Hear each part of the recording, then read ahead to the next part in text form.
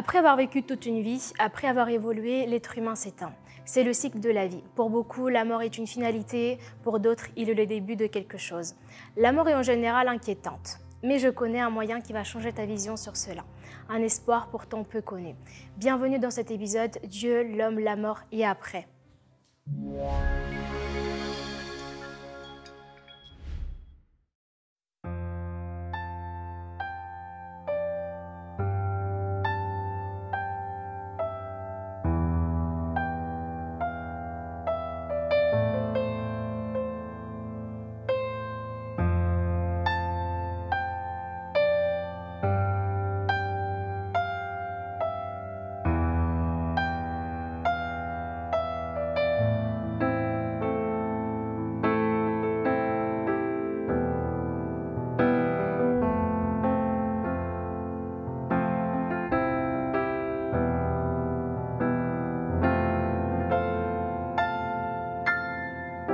Quand le bruit de ce monde peut étouffer ta voix, tu es le seul qui compte. Oh Dieu, viens parler à mon âme, à mon âme.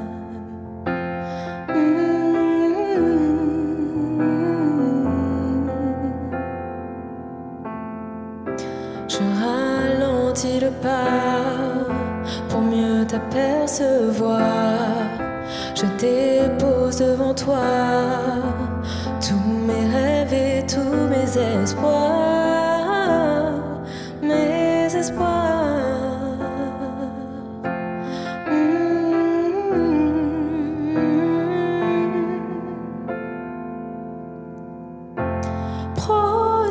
Prosterné à tes pieds, me voici pour t'adorer. En esprit, en vérité, Jésus, mon havre de paix. Oh, oh, oh, oh,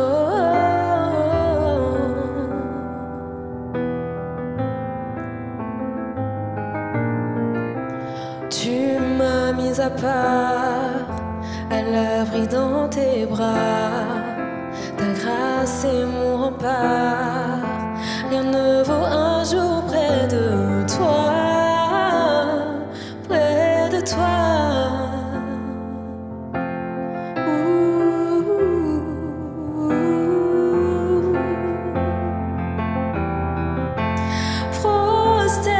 Prosterné à tes pieds, me voici pour t'adorer. En esprit, en vérité, Jésus, mon havre de paix. Oh,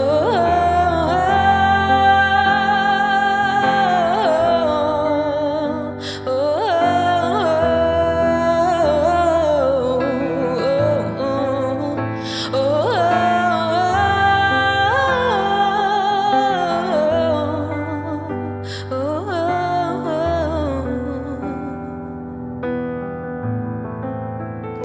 Alors je saisis l'instant, je me présente humblement, car le désir de mon cœur, c'est plus de toi. Captivé par qui tu es, fasciné par ta bonté, je suis ici Seigneur, pour plus de toi. Alors je saisis l'instant, je me présente humblement, car le désir de mon cœur, c'est plus de toi. Captivé par qui tu es, fasciné par ta bonté, je suis ici Seigneur, pour plus de toi.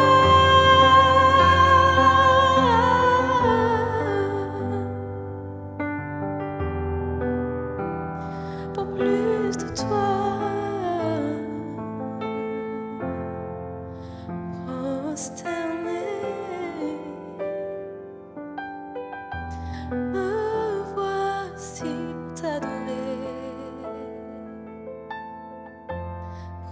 prosterner à tes pieds, Jésus, mon havre de paix.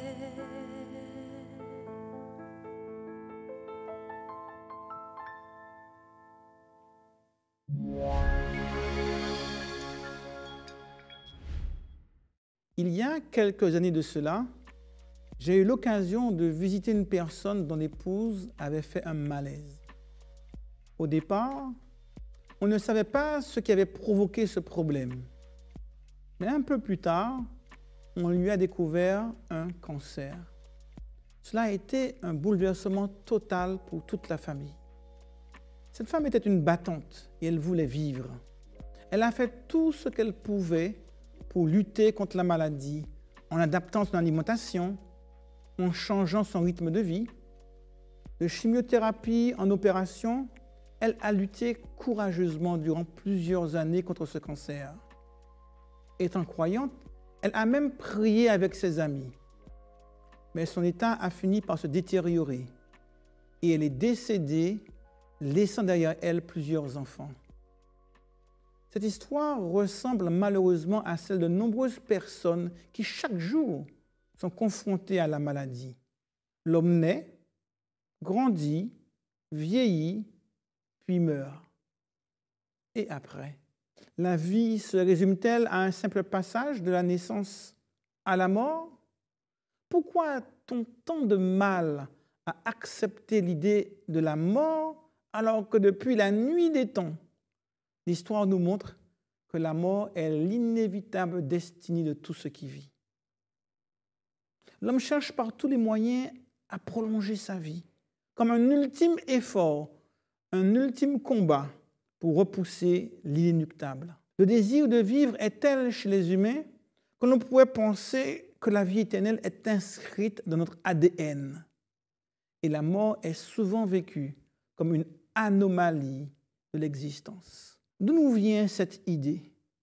Voir ce désir d'éternité. Y a-t-il une vie après la mort? La plupart des religions parlent d'une vie après la mort. Survie de l'âme, réincarnation, résurrection. Je vous propose de voir ce que nous dit la Bible à ce sujet. Pour comprendre la vie, il faut comprendre la mort. Et pour comprendre la mort, il faut comprendre la vie. Dans le livre de la Genèse, la Bible nous dit comment Dieu créa l'homme. Dieu forma de la poussière de la terre un être vivant, souffla dans ses narines un souffle de vie, et l'homme devint un être vivant. L'équation paraît simple. Terre plus souffle de vie égale être vivant. La terre toute seule ne suffit pas, ni le souffle tout seul. C'est la combinaison des deux qui donne l'homme. L'être humain ne se résume donc pas à un simple corps matériel. Il est plus que cela. Il n'est pas simplement non plus un esprit enfermé dans un corps. C'est l'ensemble qui constitue l'homme. On peut l'illustrer avec une lampe de poche. J'ai ici une ampoule. Et de l'autre côté, j'ai une pile. Lorsque je mets la pile au contact avec l'ampoule, qu'est-ce que j'obtiens? J'obtiens la lumière. L'ampoule toute seule ne peut pas me donner la lumière. La pile toute seule ne peut pas me donner la lumière non plus. C'est lorsque les deux éléments sont en contact que j'ai la lumière. Tout comme la lumière n'a pas d'existence sans l'ampoule, l'homme n'a pas d'existence sans son corps. Que se passe-t-il à la mort? Le livre de l'Ecclésiaste nous donne une description de ce qui se passe à la mort. L'auteur nous donne d'abord une série de métaphores pour parler de cette mort. Le vase d'or qui se brise, le seau qui se rompt sur la source, la roue qui se casse sous la citerne.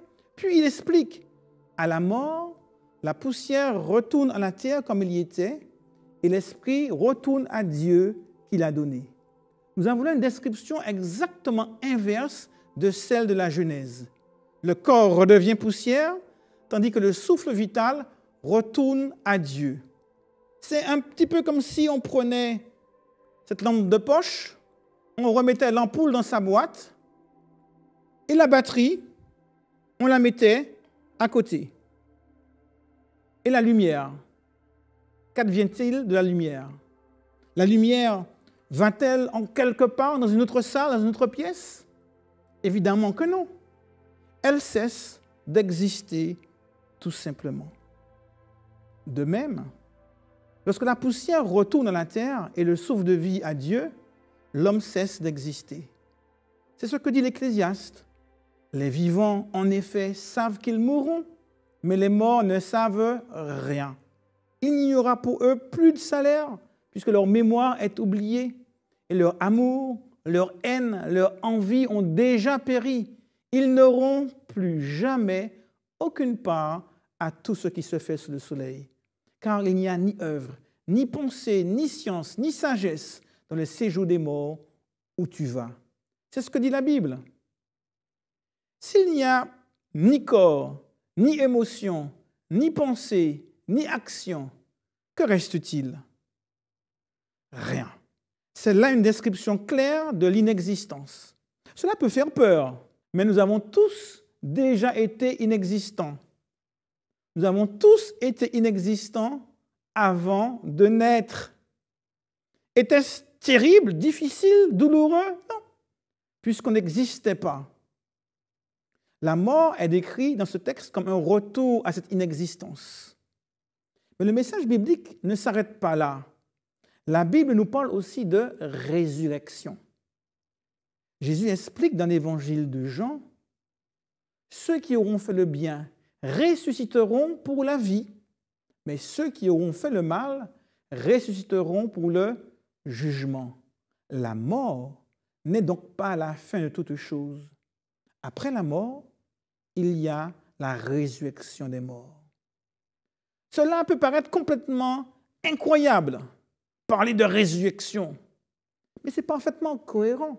En effet, si nous croyons que Dieu est suffisamment puissant pour créer l'homme, qu'y a-t-il de surprenant qu'il puisse le ressusciter? Créer et ressusciter procèdent de la même puissance. C'est pour cela que le Nouveau Testament parle de la mort comme d'un sommeil. Paul dit dans son épître aux Thessaloniciens, « Nous ne voulons pas, frères, que vous soyez dans l'ignorance au sujet de ceux qui dorment, ceux qui sont morts. » La mort est donc un passage temporaire en attendant la résurrection. Cependant, le sort des ressuscités ne sera pas le même pour tous. Ceux qui auront fait le bien ressusciteront pour la vie, mais ceux qui auront fait le mal ressusciteront pour le jugement. Notre choix aujourd'hui déterminera ce qu'il adviendra de nous à la résurrection, la vie ou le jugement. C'est le message central de la Bible. Dieu a un plan pour permettre à tous ceux qui le désirent de vivre éternellement. Quand il a créé l'homme, celui-ci était destiné à vivre éternellement. Mais avec l'arrivée du péché, la mort est entrée dans ce monde. L'apôtre Paul explique ceci en disant que comme par un seul homme, le péché est entré dans le monde et par le péché, la mort, et qu'ainsi la mort s'est étendue à tous les hommes, parce que tous ont péché. Dieu avait averti. Par la désobéissance et le péché, l'homme s'est coupé de Dieu. Et en se coupant de Dieu, il s'est coupé de la source de la vie. Mais Dieu n'a pas laissé l'homme seul face à la mort. Il a mis en place un plan afin que par le sacrifice de son Fils, tous ceux qui le veulent, puissent retrouver cette éternité. Car Dieu a tant aimé le monde qu'il a donné son Fils unique, afin que quiconque croit en lui ne périsse point, mais qu'il ait la vie éternelle. Oui, l'homme a envie de vivre parce qu'il avait été créé pour vivre. Ce refus de la mort que nous voyons si souvent n'est que l'expression de ce que Dieu avait prévu pour nous dès le départ, dès la création. La mort est un accident de parcours dans l'histoire de l'humanité. un incident majeur que Dieu se propose de réparer pour tous ceux qui le veulent. Tu peux vivre éternellement si tu le veux. Et la bonne nouvelle, c'est que c'est gratuit. Jésus a payé le prix en mourant sur la croix pour nos péchés. Les chrétiens appellent cela la grâce. Il suffit juste de dire à Jésus qu'on accepte ce cadeau de la vie éternelle qu'il nous fait grâce à Jésus. À tous ceux qui croient, Dieu donne le pouvoir de devenir enfant de Dieu. Je t'invite à dire à Jésus aujourd'hui que tu l'acceptes dans ta vie comme ton sauveur. Jésus a fait une promesse à tous ceux qui l'acceptent comme sauveur dans l'évangile de Jean. Je vais vous préparer une place.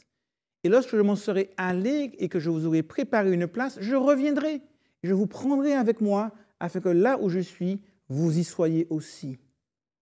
Le retour de Jésus pour permettre à ceux qui l'ont accepté dans leur vie comme sauveur d'entrer dans l'éternité céleste donne tout son sens au message biblique. C'est l'espérance des chrétiens. Après un temps d'inexistence qu'on appelle la mort, la destinée de chacun commencera. Qu'est-ce que 100 ans, 1000 ans ou même 1 million d'années comparé à l'éternité? Ce n'est qu'une petite poignée de sable sur les plages de l'éternité. De nombreux textes bibliques parlent du retour de Jésus. Nous citerons une fois de plus l'apôtre Paul.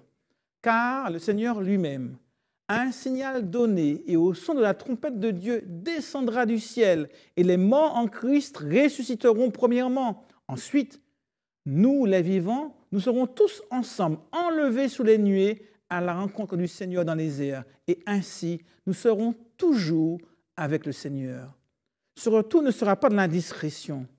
Jean nous dit dans le livre de l'Apocalypse, « Voici, il vient avec les nuées et tout œil le verra. » Lorsque Jésus reviendra, ce sera un événement glorieux, visible par tous, où que l'on soit. Nous n'aurons pas besoin de la télévision pour nous annoncer sa venue. La Bible explique ce qui se passera au retour de Jésus dans 1 Corinthiens. Nous serons changés en un instant, en un clin d'œil, à la dernière trompette.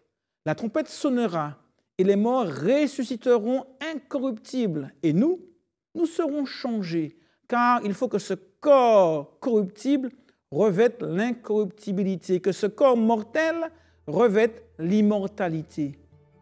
Le projet de Dieu est de rétablir l'homme totalement sur une terre restaurée. Il n'y aura plus d'infirmité. La Bible nous dit que ce sont des choses tellement extraordinaires que les mots ne suffisent pas à tout dire ni à tout décrire. On a même du mal à imaginer l'éternité et tout ce qui l'accompagne. Une vie sans souffrance, sans problème, sans pollution, sans rien de négatif. Un paradis. Est-ce une utopie? Si nous croyons que Dieu a créé ce monde et qu'il est amour, pourquoi ne pourrait-il pas et ne voudrait-il pas nous rétablir dans un bonheur parfait? C'est à chacun de faire le choix de croire et d'accepter ce message d'espoir. Alors que les crises se succèdent, alors que les choses deviennent de plus en plus compliquées dans notre monde et que l'horizon s'assombrit, la Bible nous dit qu'un autre monde est possible. Un monde sans les problèmes écologiques, politiques, économiques, sans maladie et sans guerre.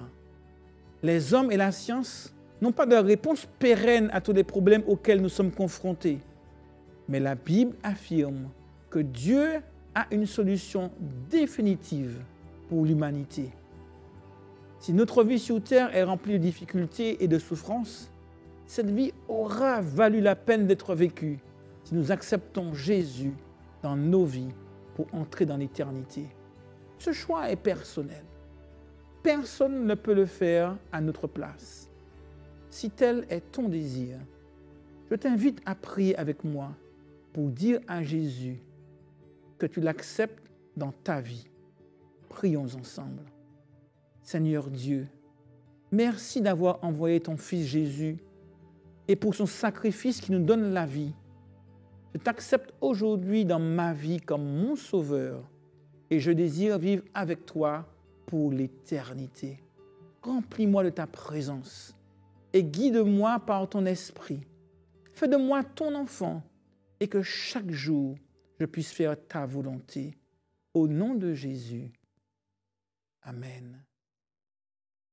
Si tu veux aller plus loin dans l'étude de la Bible, clique sur le lien ci-dessus et tu pourras trouver plusieurs possibilités pour étudier la Bible en présentiel, en distanciel, accompagné par quelqu'un.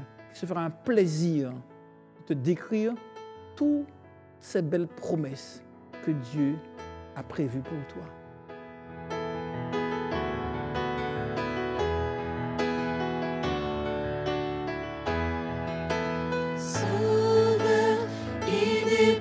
Les montagnes, mon Dieu sauve avec puissance, il sauve avec puissance, pour toujours, créateur du salut.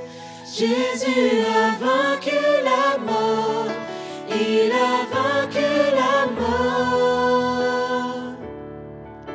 Tous ont besoin d'être aimés, d'un amour sans limite, que ta grâce coule en moi. Tous ont besoin de pardon, de la bonté d'un sauveur, l'espoir des nations.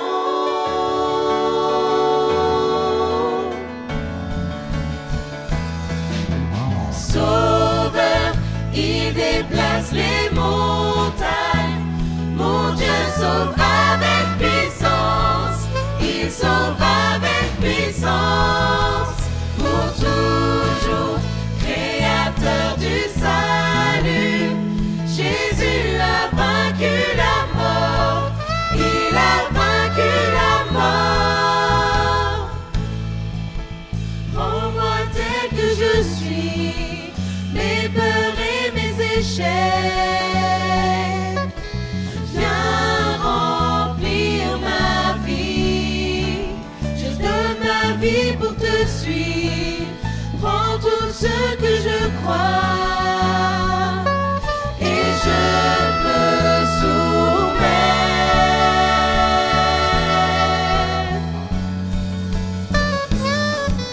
Sauveur, il déplace les montagnes, mon Dieu sauve avec puissance, il sauve avec puissance, pour toujours, créateur du salut.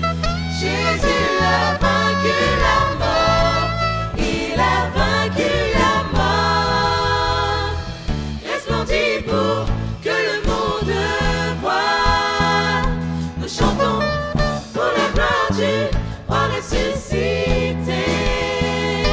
Jésus, resplendis pour que le monde voie, nous chantons pour la gloire du roi ressuscité. Sauveur, il déplace les montagnes, mon Dieu sauve avec puissance, il sauve avec puissance, pour toujours, créateur du salut.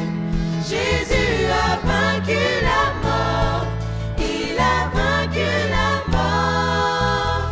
Sauveur, il déplace les montagnes, mon Dieu sauve avec puissance, il sauve avec puissance, pour toujours, créateur du salut.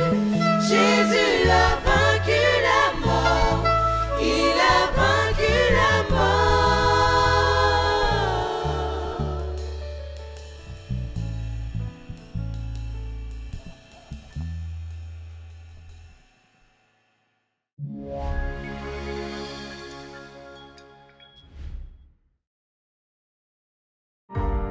Je passais tous les jours devant le nom d'une ville où habitait un jeune homme que j'avais rencontré quand j'avais 16 ans. Et donc il s'avère qu'on s'est mis ensemble, on a emménagé ensemble, on a eu des enfants ensemble. Et en fait, Tom, lui, il croyait pas en Dieu. Et petit à petit, ma vie est devenue un enfer. Aujourd'hui, on a un nom pour qualifier ça, on appelle ce genre de personnes des pervers narcissiques. Il m'est arrivé de prier pour que Dieu prenne ma vie avant de dormir et de pleurer le matin lorsque je me rendais compte que j'étais encore en vie. Et je pense que Dieu l'a vu parce que c'est à ce moment-là que Dieu a dit stop. On m'a transmis le numéro du chef de la BAC de la ville où j'habitais. Et un jour ou quelques temps après, mon fils a été invité à une fête d'anniversaire et je l'ai autorisé à y aller sans demander l'avis de Tom. Et il était furieux. Alors il est venu de la région parisienne pour régler ça. Il s'est présenté derrière ma grille, j'avais une loggia avec une grille, c'était ma porte d'entrée. Et moi j'ai refusé d'ouvrir parce que je savais ce qui m'attendait. La dernière chose qu'il m'a dit derrière cette grille, c'est un jour tu vas devoir sortir pour aller à ta voiture dans le garage et ce jour-là, je vais te tomber dessus. Du coup, je suis pas sortie avec mes enfants et il est reparti. Et moi, j'ai fini par appeler ce numéro. Et donc, ce policier m'a pris en charge. Il m'a présenté la brigade spécialisée. Il l'a arrêté. Donc, 2 jours après son arrestation, il est passé en comparution immédiate. Et il a été condamné à 2 ans de prison ferme et 5 ans d'interdiction de département par mesure de sûreté. Je ne l'ai plus jamais revu, il est définitivement sorti de ma vie. C'était en 2013. Alors là, je savais que Dieu m'avait sauvée. Et j'avais pu voir déjà avant que le Seigneur m'avait déjà sauvée. Donc, je savais que Dieu m'avait au moins sauvée 2 fois de manière spectaculaire dans ma vie. Et vous pensez que je suis revenue à Dieu? Même pas. Il m'a fallu 7 ans. Pendant 7 ans, je me suis reconstruite petit à petit. Je me suis beaucoup concentrée sur mes enfants. En fait, je me suis concentrée principalement sur eux. Du coup, même si j'étais libre et en sécurité, j'étais toujours aussi mal. Et je le camouflais quand même assez bien, je pense. Visuellement, on pouvait se douter qu'il y avait quelque chose qui allait pas très bien parce qu'en fait, je comblais cette douleur-là, ce vide-là que j'avais en moi par la nourriture. Donc je faisais quasiment 20 kilos de plus qu'aujourd'hui. Et donc si vous vous souvenez bien, je me sentais seule et je me sentais triste aussi, vous devez bien vous en douter. Mais à ça, il y avait aussi la honte de par tout ce quoi j'étais passée parce que j'ai été responsable de beaucoup de malheurs dans ma propre vie. Et puis il y avait aussi maintenant, après ça, la culpabilité d'avoir lâché la main du Seigneur. Et donc pendant ces 7 années-là, je me suis reconstruite petit à petit. Et en 2020, j'ai commencé à ressentir vraiment la volonté de me rapprocher du Seigneur et d'essayer d'améliorer ma façon de vivre et de le servir en fait. Donc je savais que j'étais pas digne. Pour être honnête, je pensais que j'étais pas pardonnable et que il voudrait sûrement plus de moi et que de toute façon je le méritais pas et que je méritais pas d'être aimée, que j'étais pas quelqu'un d'aimable. Mais je me disais que c'est pas grave, même si je savais à cette époque-là, je pensais que je ne pouvais pas être sauvée, que c'était fini. J'avais utilisé toutes mes cartes. Et je pouvais quand même le servir et utiliser le temps que j'avais là pour essayer de faire du bien. Donc, en fait, j'ai recommencé à prier pour mes enfants, particulièrement pour mon fils aîné qui avait un projet professionnel, et puis aussi pour moi, pour changer mon cœur, parce que je voyais bien qu'à force de m'endurcir avec toutes les épreuves que j'ai eues, j'avais vraiment durci mon cœur et je disais que j'aimais pas les gens. Et quelque part, c'était vrai, j'aimais pas les gens. Et donc, j'ai commencé à prier pour moi aussi. Et j'ai demandé à Dieu, parce que en fait, Dieu dit qu'on doit s'aimer comme on aime, qu'on doit aimer comme on s'aime soi-même, qu'on doit aimer notre prochain comme nous-mêmes. Sauf que quand on se déteste, on fait comment? Je lui ai demandé de m'aider. Et puis, j'ai commencé à étudier les plans de lecture de la Bible au travers d'une application.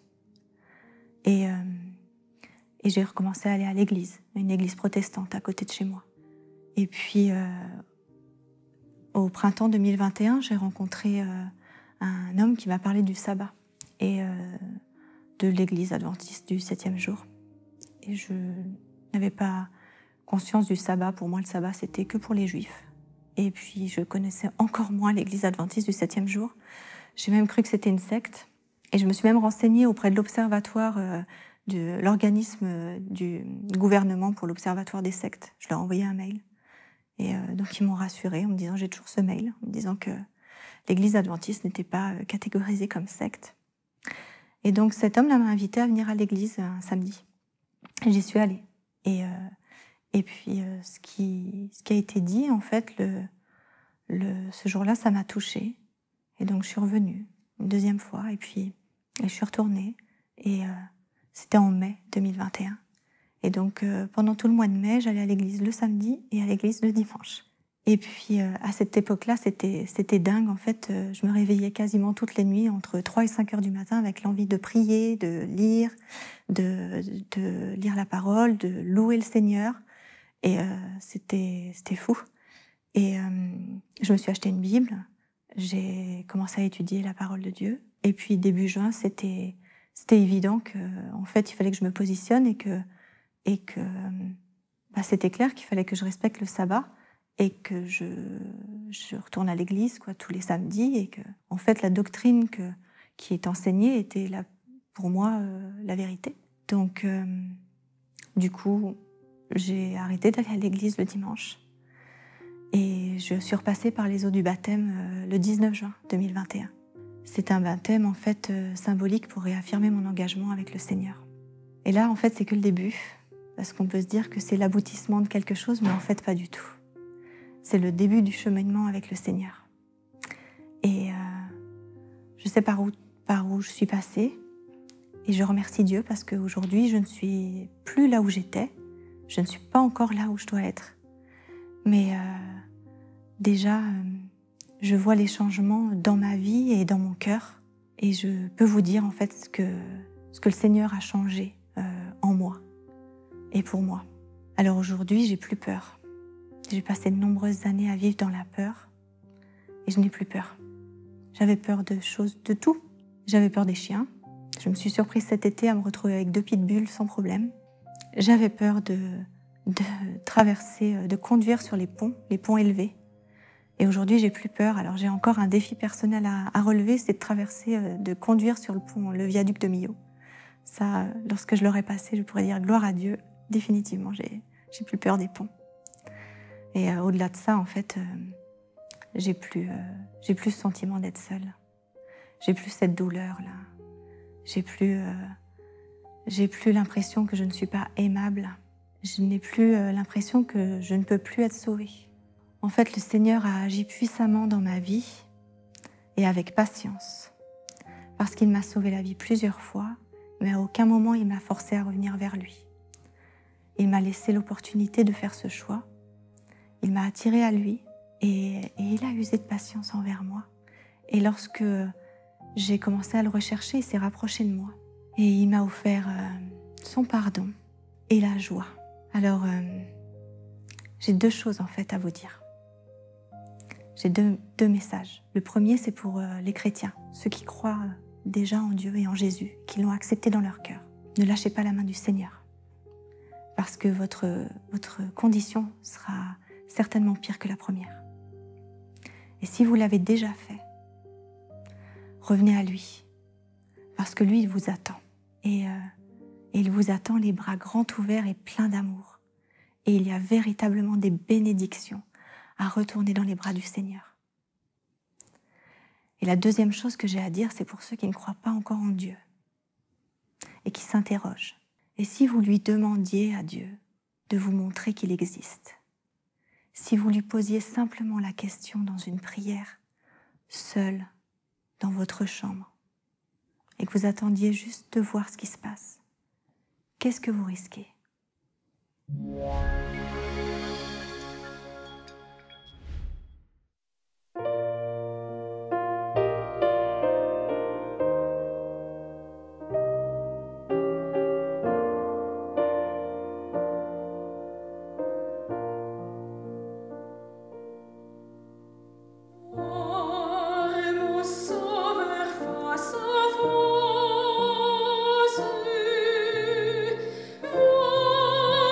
Jésus